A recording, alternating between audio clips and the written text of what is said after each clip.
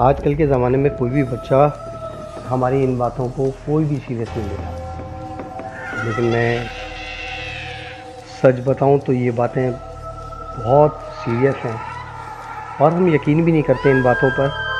और मैं भी नहीं करता था। जब हमारे बड़े हमें सुनाते थे तो हम भी हंस दिया करते थे, जैसे कि अभी आप सुनकर हंसेंगे। लेकिन ऐसा नहीं है दोस्तों, ये सारी की सारी बातें बिल्कुल सच होती हैं। हमारे बड़े हमारी एहतियात के लिए, एहतियात करने के लिए हमें सुनाते हैं। तो आज भी मैं आपको एक किस्सा सुनाता हूँ जो कि आपको लगेगा कि ये शायद मजाक था, लेकिन ऐसा है नहीं, क्योंकि ये मेरे साथ रहने वाले एक दोस्त उसके साथ हो रहा है और मैं अपनी आंखों से देखता हूँ रोज़ाना उसको तड़पते हुए, उसको मचलते हुए, उसको रोते हुए। तो किस्सा कुछ इस तरह है कि एक दफ़ा वो अपने अब्बू के साथ कहीं जा रहा था, और वो कहाँ जा रहा था ये भी मैं बताता हूँ। वो अचानक अपनी फैमिली के साथ डिनर करता है और डिनर करने के बाद आराम से हंसी खुशी सब बात कर सारे काम कर आराम से सोते हैं। अचानक आधी रात 2 बजे के टाइम उसकी तबीयत ख़राब होती है, और तबीयत ख़राब होना, वॉमिटिंग आना और उसका स्टमक में पेन होना इतना तकलीफ़देह मरहला था कि उससे बर्दाश्त नहीं हो रहा था। तो उसके अब्बू ने फ़ौरन ये फैसला किया कि उसको फ़ौरन अस्पताल ले आया जाए। अब वो अस्पताल के लिए निकले, और जब अस्पताल के लिए जा रहे थे तो रास्ते में उनके एक कब्रिस्तान पड़ता है। वो इतना बड़ा कब्रिस्तान है कि उसको क्रॉस करना भी टाइम लगता है। तो बिल्कुल ऐसे ही हुआ कि वो मोटरसाइकिल पे अपने अब्बू के साथ कब्रिस्तान गए और कब्रिस्तान को क्रॉस कर रहे थे, क्योंकि कब्रिस्तान के बहुत आगे जाकर अस्पताल था। हल्की हल्की बारिश भी हो रही थी, बारिश का मौसम था, बिजली चमक रही थी, और ये सफ़र पे थे कि अचानक कब्रिस्तान के बीच रास्ते में उनको एक सफ़ेद बकरी का बच्चा नज़र आया। आसपास कोई नहीं था। उसके अब्बू ने गाड़ी रोकी और गाड़ी रोककर आगे पीछे दाएं बाएं सब जगह देखा, लेकिन कोई भी नहीं था। धूप का आलम था, बिजली कड़क रही थी, हल्की हल्की बारिश थी, रोड पर भी कोई नहीं था, कब्रिस्तान में भी दूर तक कोई नज़र नहीं आ रहा था। लेकिन अचानक वो बकरी का बच्चा नज़र आया। उन्होंने कहा ये बच्चा, ना तो यहाँ पर कोई घर है, ना कोई लोग हैं, ना कहीं लाइट है, ये किसी का बच्चा बिछड़ गया है।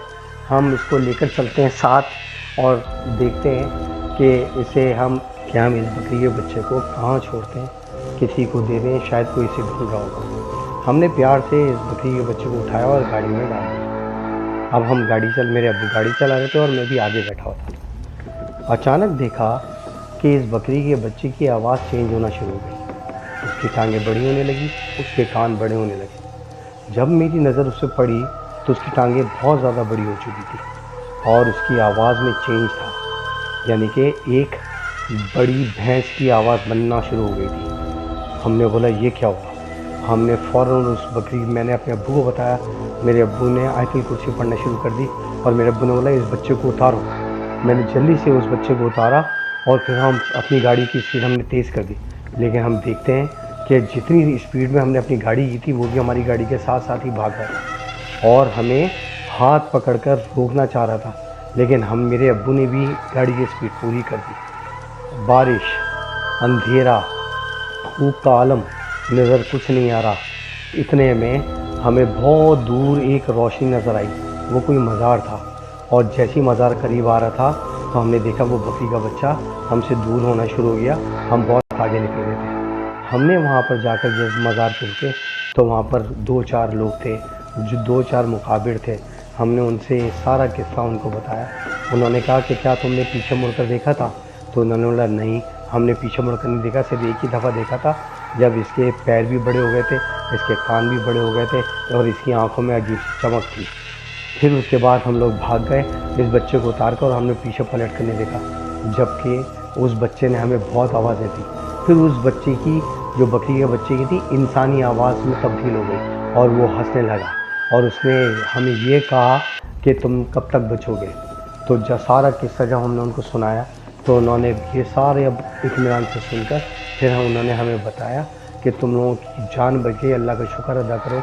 अगर तुम लोग पीछे पलट कर देखते या तुम लोग रुकते तो ये छलावा था जो तुम्हें अपने साथ कब्रिस्तान में ले जाता और तुम्हें मार कर वहीं दफन कर देता।